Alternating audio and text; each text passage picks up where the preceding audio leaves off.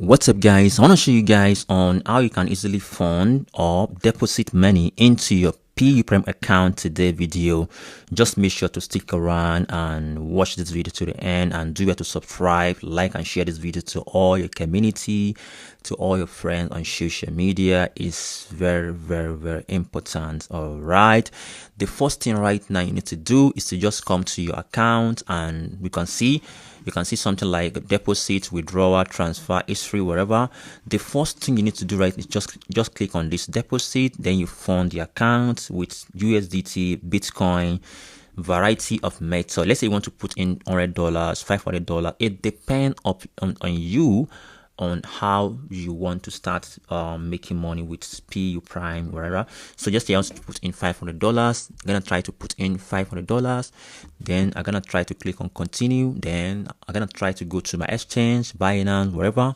I'm gonna try to click on this BEP20 network. I'm gonna try to come to this area. All right, just make sure to select anyone you like there.